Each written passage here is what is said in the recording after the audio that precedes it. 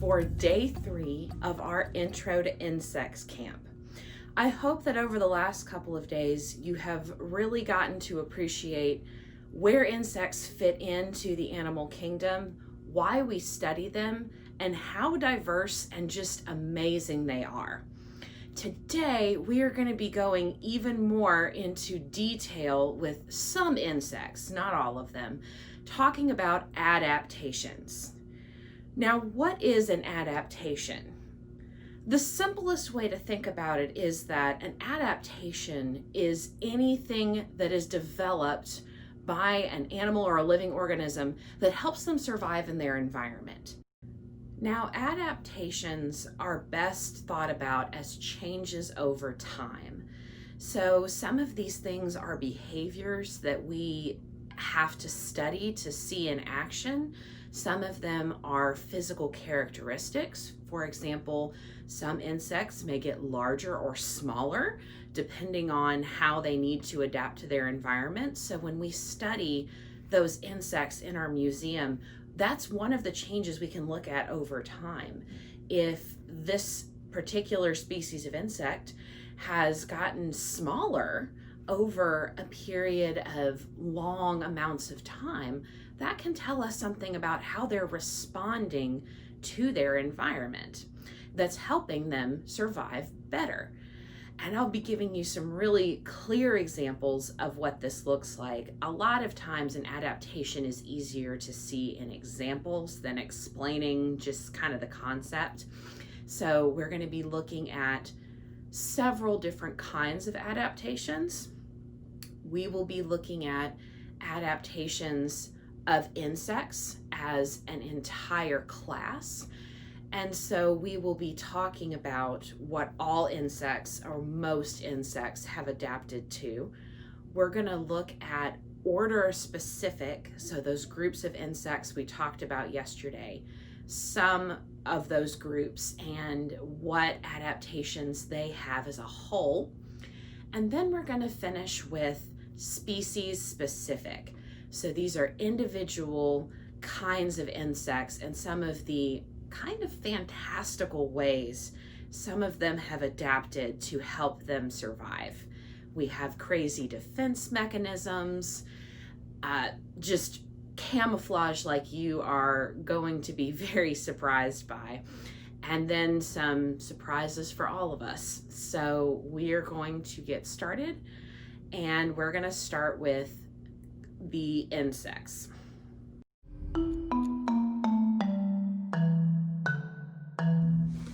Well, hello. I didn't see you there. Well, actually, I did, but this is what an insect sees. Now, to us, it's really confusing, but for an insect, what this allows them to do is they have all of these little facets. If you've ever looked through a kaleidoscope, it gives you this really, for us, this broken up picture of a bunch of different fragments of things. But for insects, they are wired to interpret each of those individual little eyes. So for insects, it's almost like they have thousands of eyes in one. So what those compound eyes allow insects to do is they can interpret that information that looks really chaotic to us if we were looking through an insect's eyes. And they can figure out exactly where you are. So if you have ever tried to swat a fly unsuccessfully or any other kind of insect, it's like they saw you coming, because they did. They have almost 360-degree vision with, especially the flies and the dragonflies are extremely, have amazing eyes.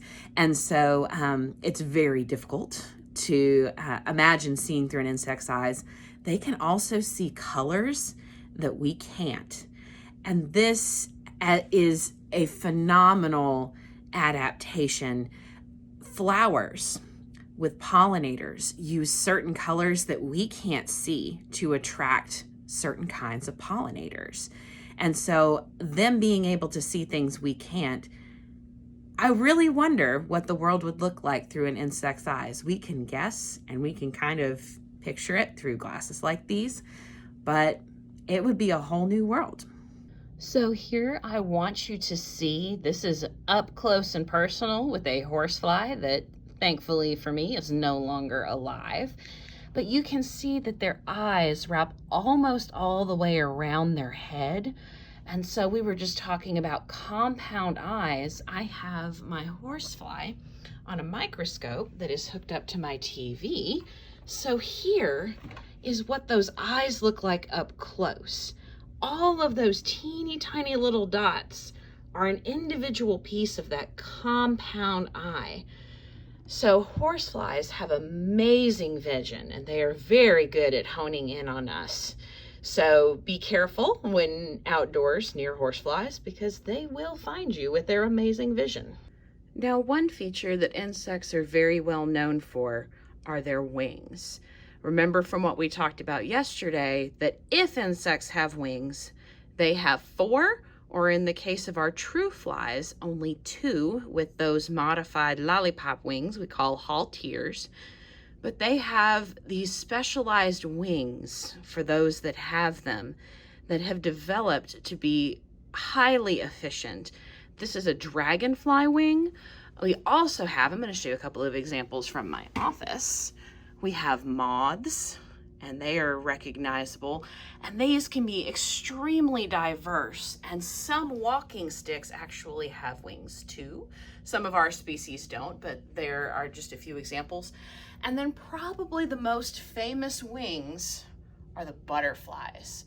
They have these beautiful colorations because of their scales, but we're going to spend a little bit of time talking about those in just a little bit because there are some special features to butterfly wings. But they have these amazing wings that make flight capable. Some species have better flight than others, and we'll talk about a couple of examples of excellent flyers in a little bit. But insects' wings as a whole are extremely helpful to helping them adapt and survive. The basic form of an insect is very different to us. And while they do share exoskeletons with all of the other arthropods, it is an extremely useful adaptation.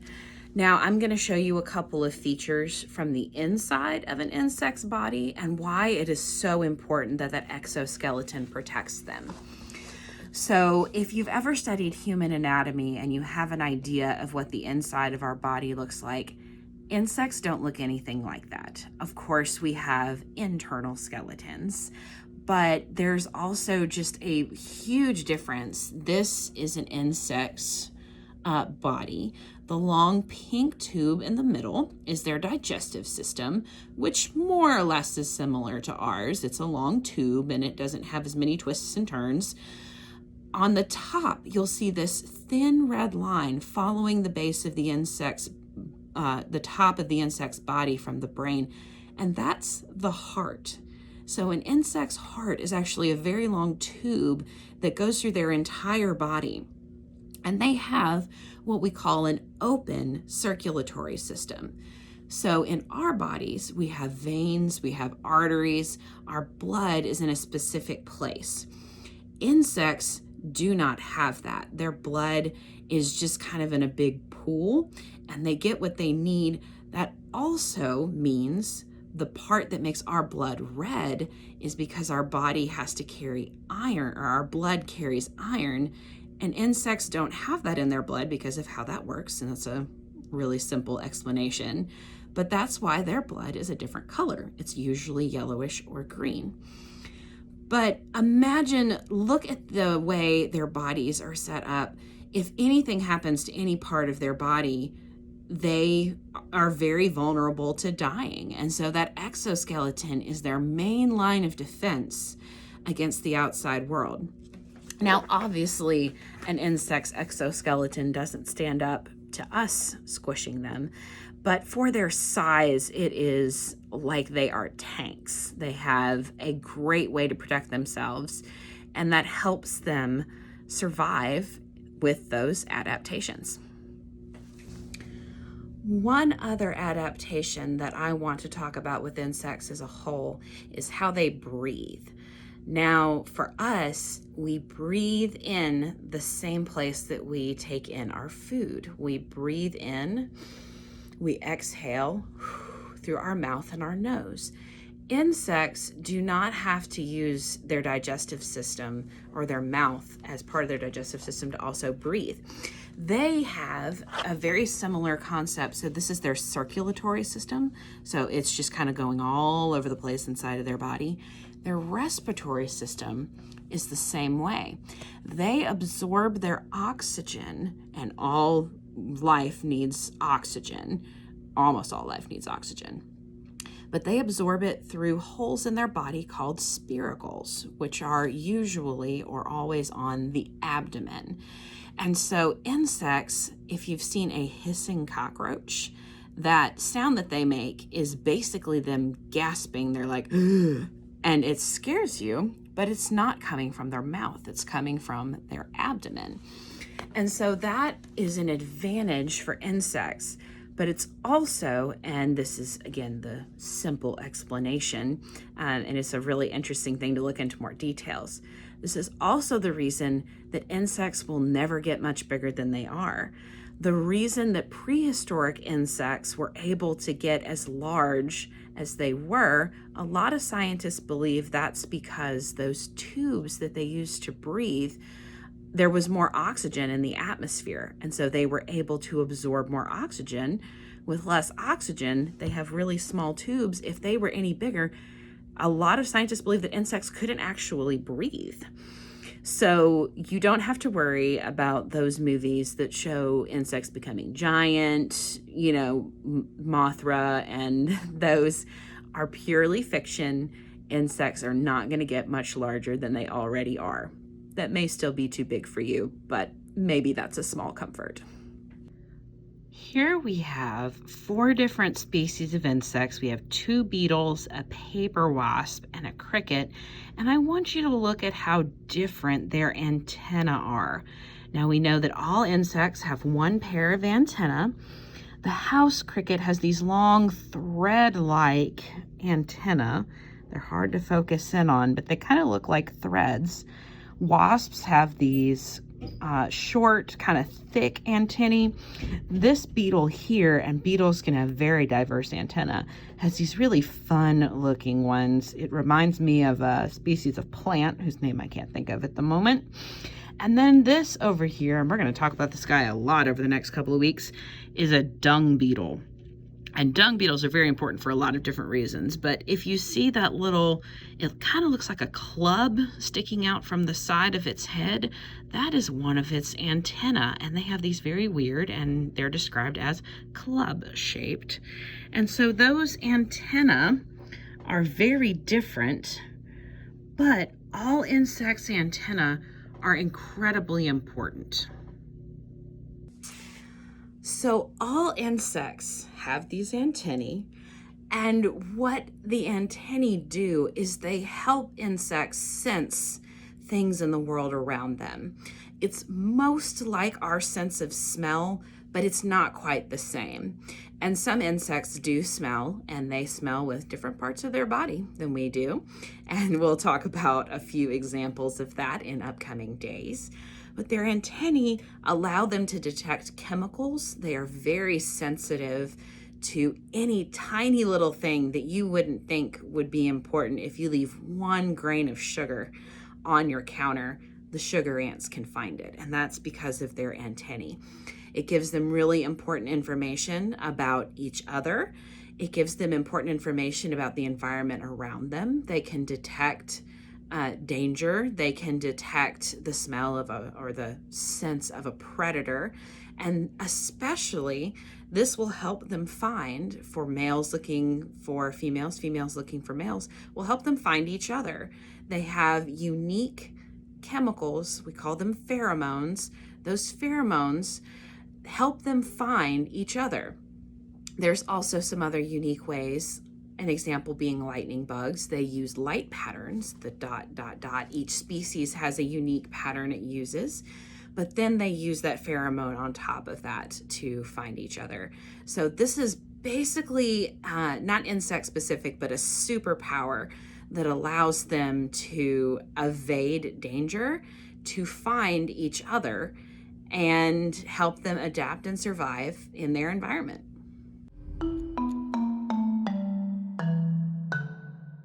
The first order level adaptation that we're going to talk about are the beetles.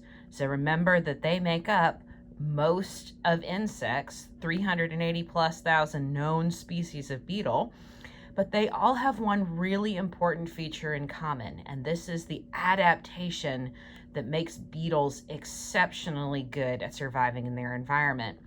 They have a hardened outer set of wings that protect their softer flying wings, which basically creates a shell, and I really like the description, makes them little tanks. So only one of these in this video is a beetle, and it's this one on the left, the dark black one. Now, in this one, you can hardly see this, but beetles all have that hardened shell, and it always meets in a straight line down the middle of their back. And so that can give away, if you look at the one to the right, though there are green beetles, you'll see that this one has a triangle and a clearer pane towards the bottom right here. And that is where its wings overlap. Beetle wings do not overlap on the outside, and so that makes it relatively easy to tell. Of course, some beetles are very, very tiny, and this is hard, but if you're looking under a microscope or you have a big enough beetle, especially if they're about to take flight, you can easily tell your beetles from other kinds of insects. And so that shell is their major adaptation to help them survive.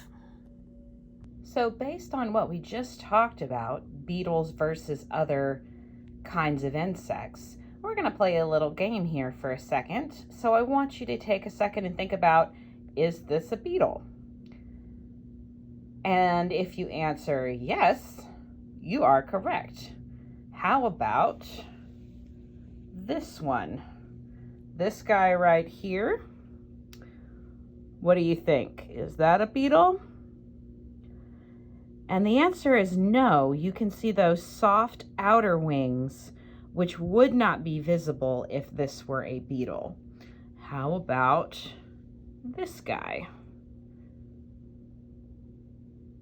That line may be difficult to see, but this is another kind of beetle. This is called a click beetle.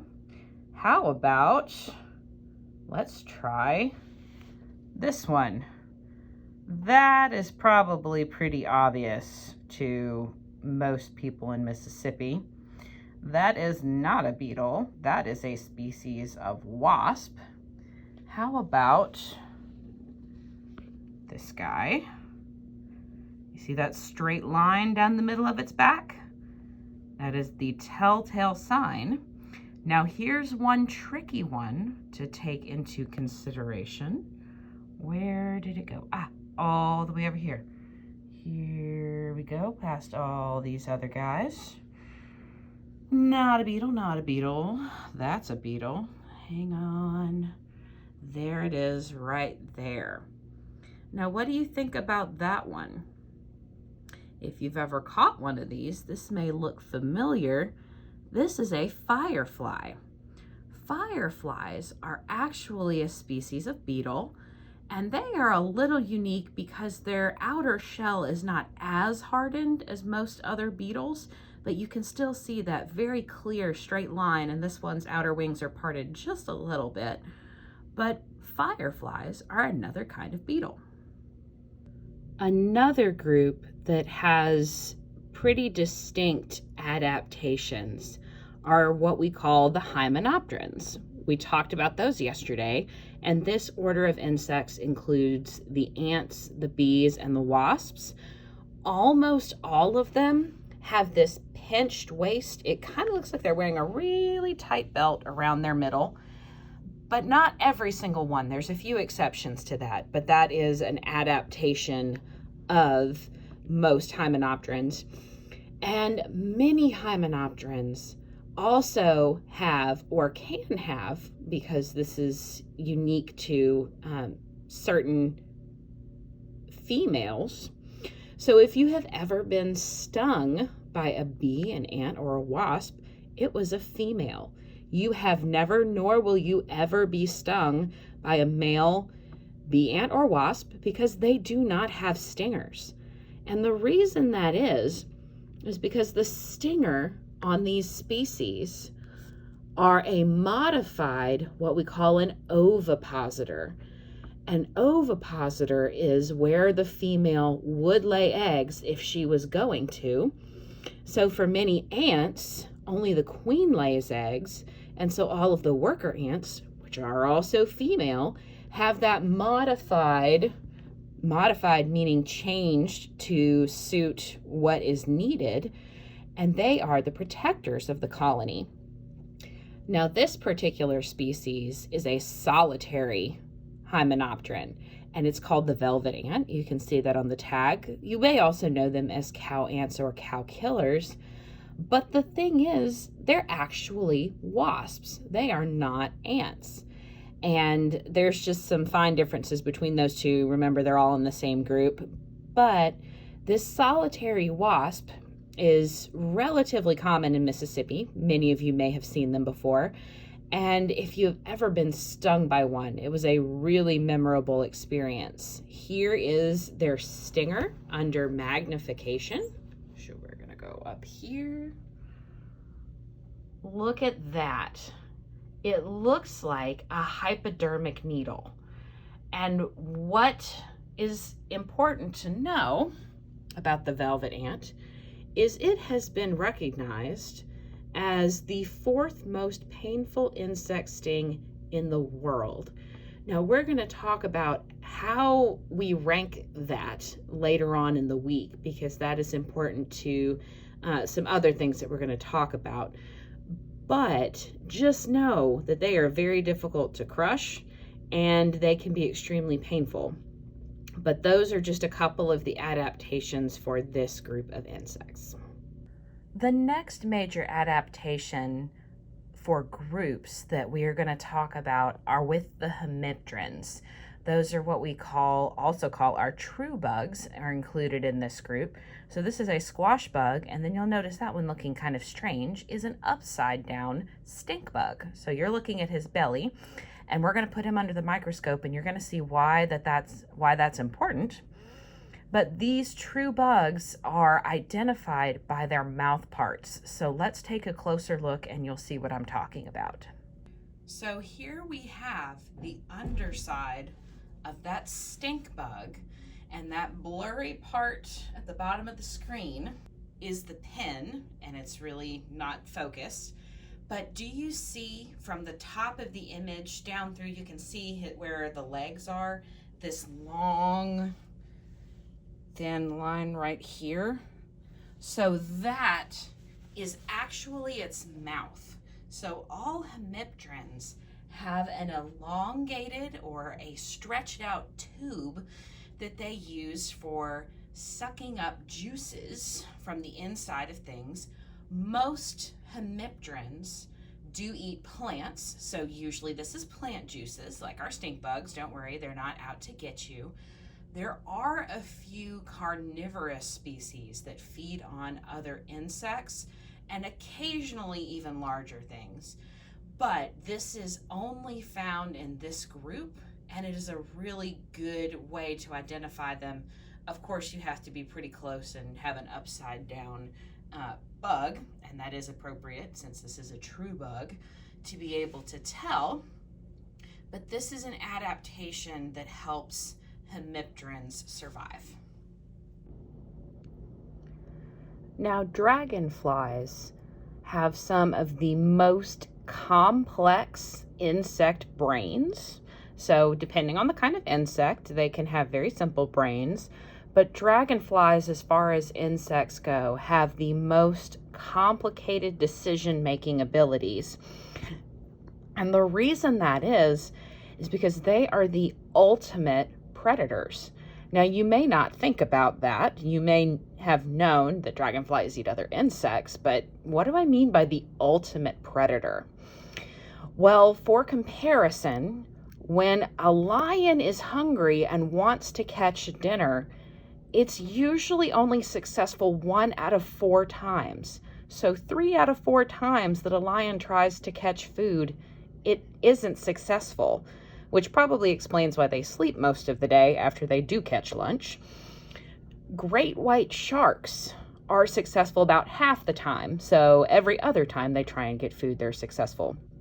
Dragonflies have a catch success rate of up to 95%. So what that actually means is that dragonflies are the most successful predators known on the planet. So that probably makes you see them a little differently. One other thing that I want to point out while we are looking at this dragonfly, they are very closely related to damselflies, which are all in Odonata. But the way you can distinguish between dragonflies and damselflies is at rest. This is how you'll see dragonflies when they're perched out on a water plant or something like that. When they stop, their wings are in this position. Damselflies, on the other hand, their natural rest position for their wings is held above their bodies pressed together. But either way, dragonflies and damselflies are some of the most well-adapted species of insects, and they are extremely successful at surviving in their environments. Now, here is a group of insects that really doesn't need much introduction. Their name tells you a lot about them, and while they are not very commonly seen, nor that common as a group, when they are found, they are always fascinating to people. They're very easy to handle. They're very slow moving. So oftentimes people have, when coming across a walking stick, been kind of fascinated by them. And I'm going to show you, this is a species we have here in the United States, and I'm going to show you how big it is for scale. Whoops, we're going to try not to move him. So this guy is about, from antenna to longest, like about 7 inches long. That's a pretty long insect. Actually, the largest insect in the world by length is another species of walking stick. Even though they're the longest, they don't weigh very much, and most of them don't have very impressive wings, and there's a couple of different ways we measure largest insect, so they only win in one category. But all in all, this adaptation, of course, kind of self-explanatory. They look like the things that they live in. They eat leaves and they walk around. Some of them have adaptations, like in our arthropod video. If you have watched that, you saw another species of walking stick that sways to disguise itself like a leaf or like branches of the tree. And so their wonderful adaptation is some of the best camouflage in the insect kingdom. So here we have 2 species from the order Orthoptera, which are the katydids, crickets, and grasshoppers. This is a house cricket on the left and a Carolina grasshopper on the right. And this group is pretty well known for its major adaptation, which are their hind legs, which are modified into really strong jumping limbs. So what they are able to do is they are able to launch themselves quite long distances compared to their bodies. And this generally confuses predators. So if something is trying to eat them and you just jump away, it can be confusing and gives them a good bit of time, or hopefully a good bit of time, to evade or get away from what's trying to eat them. So if humans had limbs like a grasshopper, if we had grasshopper legs at our size, we would be able to jump the distance of a football field in one jump. So they have very impressive jumping capabilities, and this is their primary adaptation that helps them survive. While I have these, I want to show you one other thing. This is especially noticeable on crickets, but you can also see them. You see this long tube coming out of the end of the body here? Remember when we talked about ovipositors and how stingers were modified ovipositors from females, so only females have these. Now, this isn't a stinger. Crickets don't sting, but this is a female cricket. So when she goes to lay eggs, she will lay them in the ground with that long tube to help protect them. And many female insects will have this. And so if you ever see a species of insect with that tube, you know that it is a female. Lepidopterans are best known through the butterflies, but of course that also includes moths. Butterflies, more so than moths, employ bright coloring to send messages, which can have very specific adaptations. One very well-known example is the monarch, which displays this bright, beautiful orange color that lets potential predators know that it is poisonous because of the milkweed that it eats, and most of us know that about them.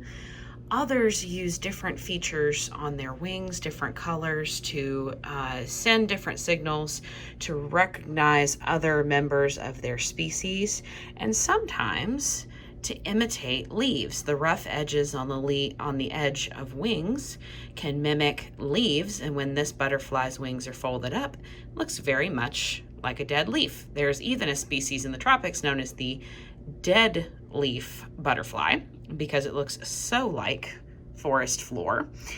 And then those different bright colors are all created by those scales that we talked about yesterday that all lepidopterans and a few other groups do have. So this is a scorpion fly from our order Mecoptera.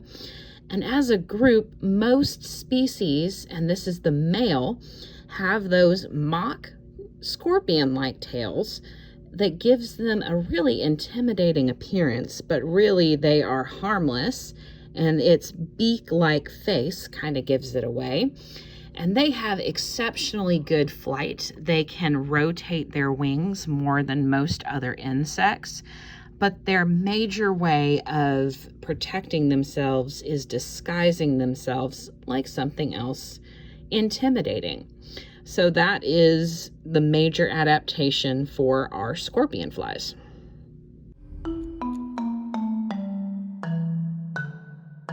So here is a representative species. So this is from a group of beetles called the tiger beetles. And they actually get that name for how they actively chase after their prey. Most beetles are not quite so athletic. And what's important to know is that tiger beetles, for their size, may be the fastest animals on the planet. Now, they can only reach speeds we could outrun, but the tiger beetle actually runs so fast for its size that it can't see. It runs so fast it stops being able to see clearly. So they have to slow down and make sure they're heading in the right direction towards their prey. But that speed gives them a very big advantage when hunting their prey and also in escaping other predators. Here is a species of diving beetle, and you can see that straight line down the middle of the back, making it pretty obvious that this is a kind of beetle. And beetles being so diverse, some of them are adapted to live their entire lives in the water. So this is an example of one that you would see in a pond, and they have these special back legs, and they're the ones sticking out that you can see, that are like little paddles. And this allows them to dive really easily down into the bottom of lakes. And they also have eyes that have vision that goes towards the top so that they can see something coming from above, and down to the bottom so that they can see things beneath them too. So their vision and their modified legs are what allow them to be adapted to their lifestyle of living in the water. So what kind of insect do we have here? It kind of looks like a bee, doesn't it? That black and that yellow. Well, it may be a little hard to see from where you're sitting, but this animal only has one pair of wings. So from our conversation earlier, that means it has to be a true fly. This is called a hoverfly, and hoverflies are very clever. They disguise themselves as bees, and you'll often swat at them thinking that they are a bee or a wasp. But one, they don't have that really nice pinched waist like most of our bees and wasps do. Its face gives it away a little bit, so if you are close enough to look it in the face, it looks like a fly, but oftentimes we're not that close up. But the best giveaway for something around you and deciding whether it is a hoverfly or a bee is how it flies. Hoverflies have the ability to hover in midair, hence their name. Bees and wasps cannot hover. They have to continue flying. They have to be moving. So if there's something yellow and stripy buzzing around you and it stops and looks at you, that's a hoverfly and you don't have to worry about it. But that definitely gives it an advantage because a lot of things assume that it's a bee or a wasp and they leave it alone while it's just living its normal life. So kind of deceptive, but very useful. And that is its adaptation. So this is a specially adapted species of cricket, and they are called mole crickets. They spend most of their life underground, and they get their name for a very obvious reason. Their front legs are adapted to dig and very much resemble that of moles, which are a mammal that live pretty much underground. So they have those digging claws, or modified legs in the case of a cricket, to help them dig the tunnels and burrows that they live in. And so they have a very unique adaptation for crickets, since most crickets are found above ground. This large green moth may be very familiar to you. They are huge, sometimes over the size of a human hand. And so when they're seen, they're usually very distinctive, and this is called a Luna moth. Now, Luna moths in particular are known for the trailing ends of their hind wings here, and it may just seem like that's kind of extra. Why would they need that extra part of their wings? There's actually a really important scientific reason for this adaptation. They are nocturnal, like most moths. And what other kinds of animals are nocturnal? You may think of owls, and that's true, but the one that I'm thinking of is a bat, and you may have thought of that too. Bats find their food using those sound waves called echolocation, and they can send out that signal and it bounces back, and based off of what they hear, they can tell what's going on ahead of them. Now, Luna moths avoid being caught. Those trailing tendrils of their hind wings actually confuse bat echolocation. Studies have been done where Luna moths had that extra trimmed off, and they were captured by bats a whole lot more. So that actually is a really smart adaptation that helps them survive in an environment where bats are hunting them. Being in Mississippi, I could not pass up an opportunity to specifically mention cicadas. Now, there are two different kinds of cicadas. There's a bunch of different species in the United States, but there are what we call annual cicadas, which are seen every year, but their life cycle is actually between 2 to 5 years. And there are what we call the periodical cicadas. Now, the periodical cicadas have a really unique life habit, and what they do is they will emerge in mass every 13 or 17 years, depending on the species. Now, that doesn't mean that none exist for 12 or 13 years. What that means is the larvae develop underground for 12 or 16 years, depending on the species, before emerging as adults. So they're actually some of the longest lived insects, which in of itself is an adaptation. But what this allows them to do when they come out in such great numbers, one, they can really get on our nerves, but that's not the point. But the idea is they come out in so much, there's so many of them, the predators can't possibly pick off enough of them to hurt their reproductive cycle. So then they find a mate, they have a lot of eggs, and then the whole process starts over again for another 13 or 17 years. Now, we know cicadas in the south in the summer because they are very, very loud. They are attracting females, so every time you hear that really loud buzzing, almost is what it turns into, that is a male cicada. Female cicadas actually don't make that noise. Female cicadas make a return noise that sounds kind of like snapping fingers, so like this. And so if you want to have a little fun with the cicadas, if you know where a bunch of them are, if you find them in a bush or on the bark of a tree, if you know it's a male because they're screaming, you can snap near them and they will follow where that sound is coming from because they think it's a female. That may be considered kind of mean, but there's enough of them that having a little bit of fun won't hurt anybody. This was something that David Attenborough did in one of his wonderful documentaries, so that's where I got that idea from. But their adaptation of their life cycle is really unique in the insect world and makes them very successful. Those are the periodical cicadas. So this concludes our species-specific discussion of adaptations with insects.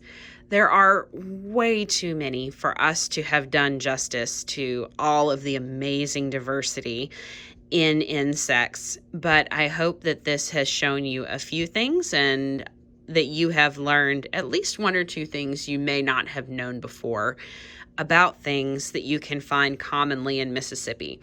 So all of the species that we discussed today, except for some particular species of butterflies that we were looking at earlier, but all of these can be found in Mississippi.